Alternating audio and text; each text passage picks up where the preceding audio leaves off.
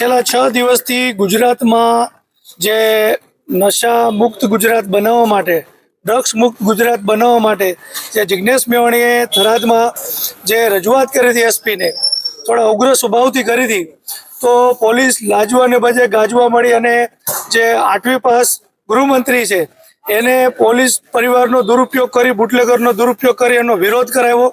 અને અત્યારે આખા ગુજરાતમાં જેમને સમર્થન મળી રહ્યું છે અને સોશિયલ મીડિયાની અંદર પણ તમામ જે મીડિયા ચેનલો છે એની અંદર 99% જે કમેન્ટો આવે છે જિગ્નેશ મેવાણી અને દારૂબંધીના સમર્થનમાં આવી રહી છે.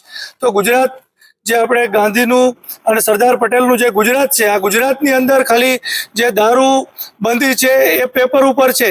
આપણે તમામ લોકો જાણીએ છીએ કે ગુજરાતના નાના બાળકને, 5-7 વર્ષના બાળકને પૂછવામાં આવે કે દારૂ ક્યાં વેચાય છે તો તમને આંગળી પતીને બુટલેગરનો રસ્તો કે એની દુકાનો બતાવે.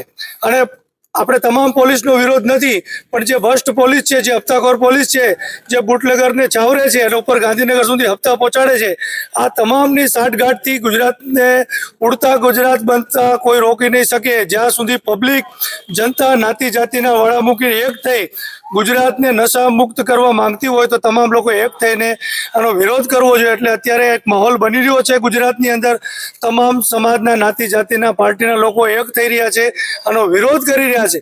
પણ જે ગૃહમંત્રી જે નશા મુક્ત કરવાની જે વાત કરવી જોઈએ, ચેલેન્જ સ્વીકારવી જોઈએ, ચેલેન્જ સ્વીકારી નથી રહ્યા અને ક્યાંક ને ક્યાંક ભાગતા ફરે છે.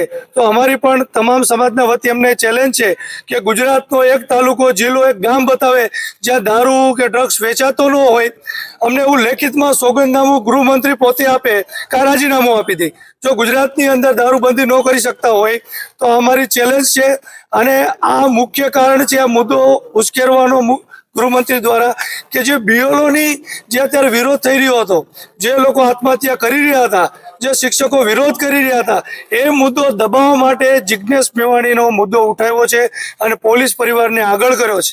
મુખ્ય કારણ આ છે. એટલે આવા નાના નાના જે કાંઈ મોટા મુદ્દાઓ હોય દબાવી અને આવી રીતે દારૂબંધીના જે કાંઈ બુટલેગરો અને પોલીસ ભ્રષ્ટને છાવરે છે ગૃહમંત્રી.